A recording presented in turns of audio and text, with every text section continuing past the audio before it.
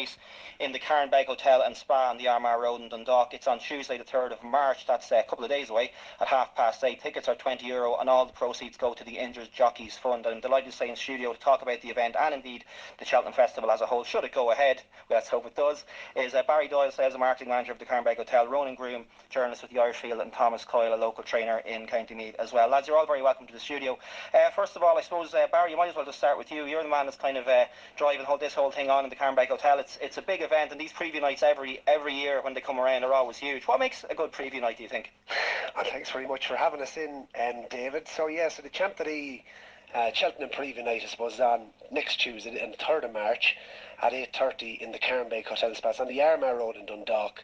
And I suppose the two gentlemen on my left are going to be on the panel: Thomas Coyle, racehorse trainer from Batterstown, County Meath, and Ronan Groome, a Navan native, and so he's also a podcast member, and he'll be on the panel as well. So there's lots of, I suppose, local interest. The panel, I suppose, features Dessie Scahill, who's the MC on the night. Dessie, of course, legendary commentator for over 40 years in Irish racing. No stranger, of course, to Dundalk as well every Friday night.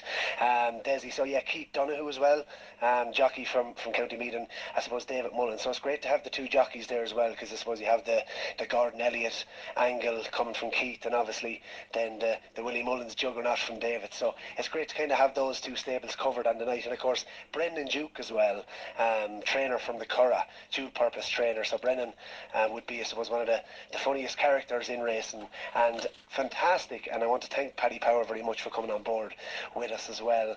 Frank Hickey, one of the shrewdest judges, I suppose, in the game, we must not forget, and I suppose famous for being on the Racing Post podcast as well. So there's lots to look forward to on the night. Tickets are only €20, and I suppose that includes a €5 free bet for Paddy Powers as well. So as I say, Irish Injured Jockeys Fund, and the two lads, I suppose, join me on the Champ.ie podcast as well. So the two lads will be there on the night. Well, I take my hat off to you for getting all your plugs in good and early there anyway, and in fairness to you, so you've done well there.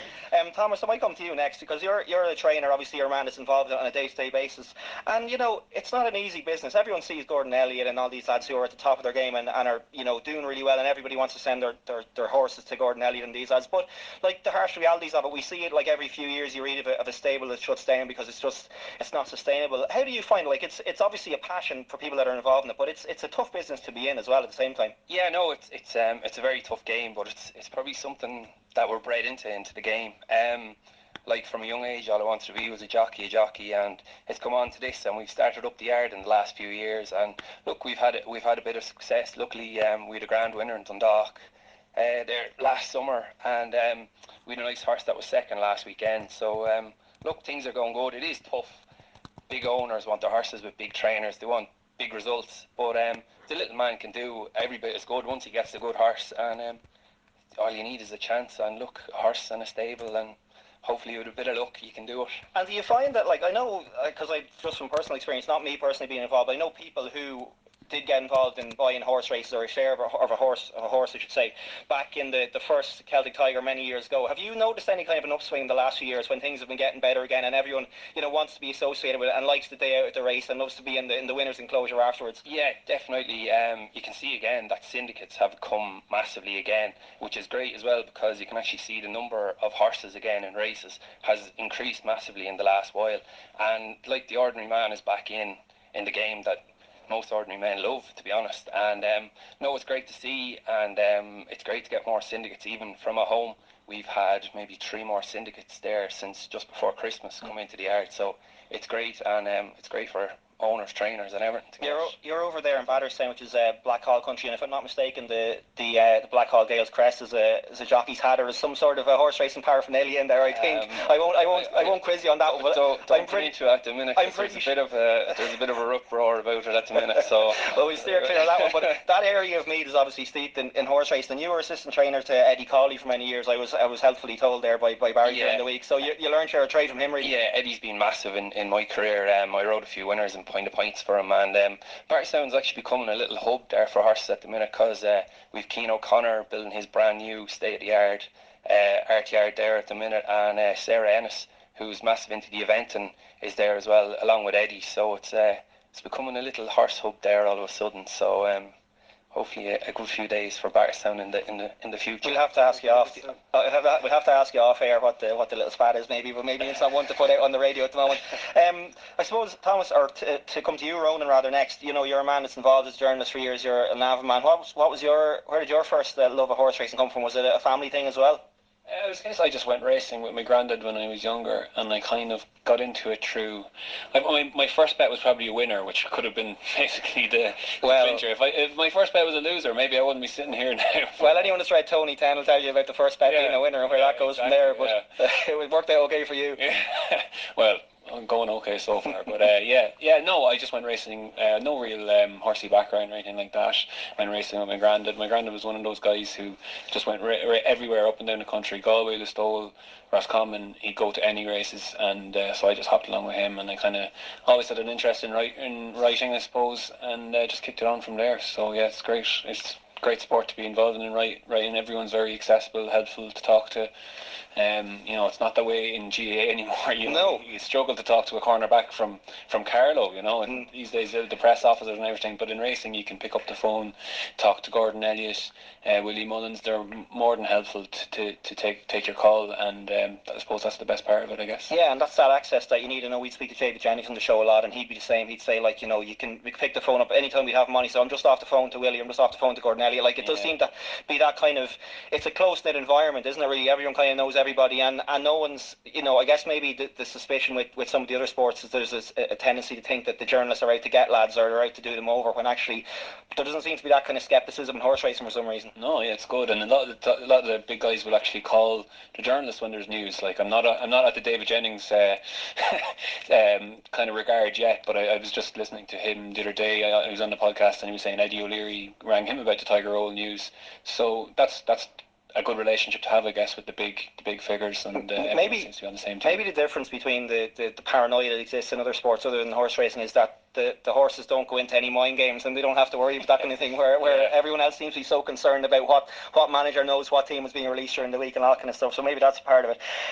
Coming back to yourself, Thomas, we mentioned there that the event on Tuesday is in aid of the Jockeys Fund, and like it's a charity that's kind of gotten a lot of publicity over a number of years, unfortunately, because there's been quite a few serious injuries and that kind of stuff. So it's obviously a thing that's close to your heart as well, and something that you're very keen to support. Definitely. The Injured Jockeys Fund is massive into the racing family. Just take on board that David Mullins, that's on the panel, is after coming back from a serious injury. He was airlifted out of Thurles with a bad back injury. That was, I think, just maybe September, October. Literally had all his rehab and everything done. If he hadn't got the Injured Jockey Fund, he'd have had no income coming in. So it's massive, and even for jockeys after racing, like, it still looks after them people. So it's if we hadn't got it into sport, we'd be struggling. So it's everything that people do for it is great, and it's a great cause, and we'd like to thank anyone that supports it. And for people that don't know how it works, are you guys relying on, do you get any state assistance, or are you relying purely on, you know, are you relying on membership fees going into, like, let's say the PFA or something like that, where all that sort of stuff goes in? How does the Injured Jockeys Fund, aside from events like this, obviously raise money? Yeah, well, a percentage of a jockey's riding fee will go into it, X amount, so that's built up over the year as well. Obviously, big events like this and things, and a small percentage of prize money as well, so it keeps the kitty full for lads that at bad times are struggling, and it gets them out of a hole. And as I said, it's massive for the industry. If we hadn't got it, there'd be a good few people struggling. And as I said, it's probably more vital for people after racing as well that have had an injury that has taken them out of a game and taken them out of a job. But to be fair, the Injured Jockey Fund looks after and doesn't forget anybody, so it's a great cause. One thing before we look at the racing ahead at Cheltenham in a week or so's time, that amazes everybody around jockeys is the risk they put themselves through. You talk about giving up a percentage of their fee. It's not like they're earning massive money to ride horses anyway, and they could be riding like umpteen horses per day, per week, and the danger that they put themselves in compared to, obviously, comparison with soccer or rugby or whatever it is. Is that ever likely to change? Do you think that the jockeys are ever going to get, you know, much more than they're getting at the moment, or are we at a bit of a ceiling? Because it does seem like, for what they put themselves through, and obviously they love it and everything else, but the risk reward is a little bit out of kilter there. It is, but I think most people probably do the game for it's not for the money, to be honest. It's like an adrenaline rush that they get for that 5 to 6 minutes. I'd say where it is now, it's probably at the ceiling where it's going to be. Jump jockeys obviously get a bit more because the risk is obviously more than a flat jockey, but percentages are good on prize money and that. So no, I think it's going to fairly level off where it is there now. Okay, well, that's fair enough. Okay, well, I'm sure everyone's listening in to hear the wise words of the three men in front of me here in terms of tipping for Cheltenham. Now, I know you're not going to give everything away because you want people to come along to the preview night and you'll go through everything in a lot more detail there, but we're just going to touch on the kind of big races across the course of the Cheltenham Festival. So let's start on day one. The feature there is the Champion Hurdle, not the strongest renewal. Epatante 4-1 favourite with Paddy Power, and then lads, we might just get a few words on you. We'll start with yourself, Barry, and what you fancy on day one. You mentioned the wise words. Ronan Groome here to the left of us actually spoke about a horse, which I think day one, I suppose the big question will be, will Honeysuckle go for the Champion Hurdle or the Mares? Decision hasn't been made on it yet, but I know Ronan was quite keen on the chances of a Honeysuckle at the start of the year on the earlier podcast, and he put it up at 40-1. So she's as short, I suppose, 9-1 now. I think she's a fantastic chance if she lines up in the Champion Hurdle. I think, I suppose her time figures are very good at Christmas, and the horse who finished second to Honeysuckle, Darver Star, is actually owned, I suppose, by a syndicate in County Louth. So it'll be interesting to see how that form works out. If she goes Champion Hurdle, I suppose the two of those I think would have a very good chance for the Irish. Just to mention that Simon Fagan, one of the owners of Darver Star, will actually be at the preview night on Tuesday night, so might be interesting, I suppose, to catch up and hear the thoughts of Simon. Absolutely. So you're talking about Honeysuckle there, maybe as that's just back then from a long way, 40-1. Is that what you said all the way into? Sure, that's the wise man we have here, Ronan Groome, here beside us. He's on the ball there. What about yourself, Thomas? Anything catching your eye on the first day there? Just as a slight scare, maybe about the favourite. I heard Nicky Henderson saying that she might have a dry cough, so I'm going to go for another one of his. I think Pentland Hills, he's been a bit disappointing this year, but I think if the ground dries up, he'll definitely improve for what he's done when Ballyandy bet him in Haydock the last day. 5-year-olds hadn't got a great record in this race until maybe the Gavin Cromwell Esport Allen won it last year. So for me, if the ground dries up, he's one to favour. He's probably second favourite there at the minute. Okay, so we'll keep an eye. So that's Pentland Hills. Okay, so we'll just jump on to day two then, because we're up against the clock a little bit. So Ronan, we'll come to you now. No pressure at all after your big up there from Barry. What are you looking at on day two? We're looking at Altior and the 15-day favourite in the Champion Chase. Anything catching your eye there, or is that what you're thinking? Yeah, the Champion Chase could be the race of the week. David, like, you're looking at the three at the top of the market there. Altior coming back to 2 miles and going for his third win in the race, and you have Defi the Seuil, kind of the up and comer, and Chacun for Willie Mullins. Like, that's a serious race. I think it's a lot of people's favourite race. 2 miles around Cheltenham, it's bang bang bang. You can't make a mistake or you'll be out of the race. You know. I would be siding with Altior again there, just about. I just think he's been there and done it, and I think he showed the last day his surge. Like, after the last, his power kind of finish just kicks in. But it's not a race, I suppose it's one of those races you can kind of sit back and look and just kind of watch it. It's not one of those races you have to necessarily have a bet in, I suppose. But Altior for me, I suppose you're pushing me for a selection. And what about yourself, Thomas? Anything jumping out at you there? Or are you happy to back up Altior there? No, I think the old guard will come down, and there'll be a new king in Chacun, to be honest. He obviously is a delicate horse to train. We haven't seen too much of him. He was electric in Punchestown last year when he bet Defi de Seuil over 2 mile. Defi de Seuil saying that is going to be thereabouts, but he'll rely on soft ground over 2 mile for me. But I go with the Willie Mullins trained. He had a blip at Christmas, but came back at the Dublin Racing Festival, and he put in a good performance against Min, so he's the one for me. Okay, so day three then, the Stayers Hurdle. Back to yourself for this one, Barry. And the question that was posed to me earlier on is, can anyone beat Paisley Park? He's done absolutely nothing wrong, Paisley Park. I think if there was one here in each way bet, it might be Ematon at 10-1 in around each way. I think he represents probably the each way value. Was impressive last time out after maybe disappointing on his comeback at Cheltenham. So I think he is maybe progressive and going in the right direction. Cole Harden, of course, won this for Warren Greatrix as well.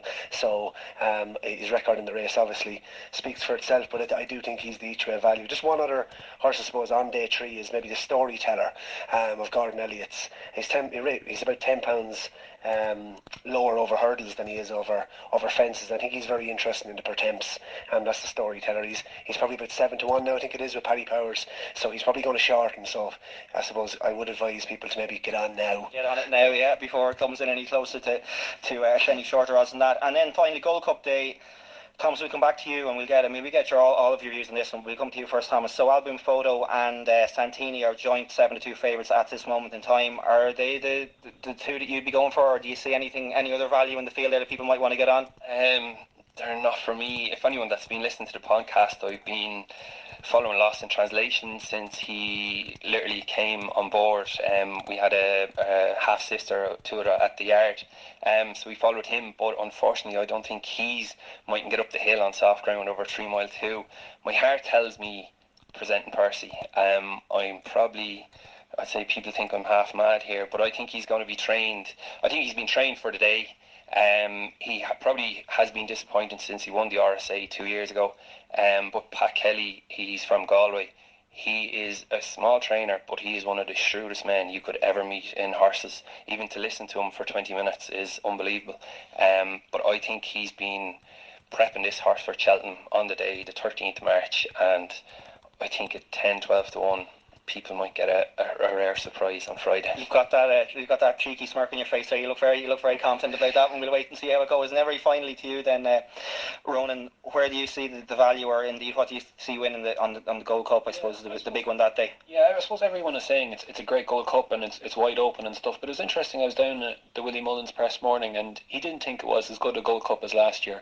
And this is in regard to, obviously he has the favourite Album Photo going back for 2 out of 2, and he's literally, we talk about him Presenting Percy being trained for race, but Album Photos, it's all been the Gold Cup. They've followed the route exactly as they did last year. Go back to Tremor, low key, just the one run, and everything's been built up to the Gold Cup. So I would side with him. I suppose it's a bit unoriginal.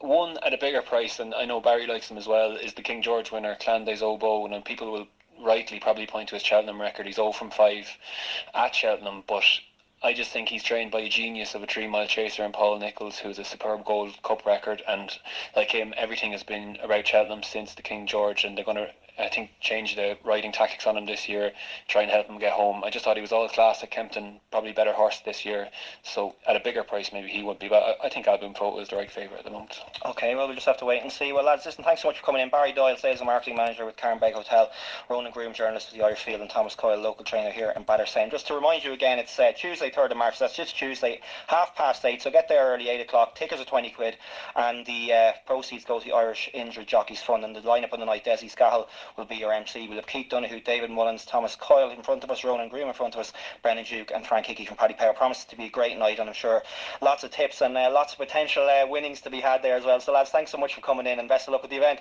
Thanks so much, David. Bye-bye. We'll take a quick commercial break back after that.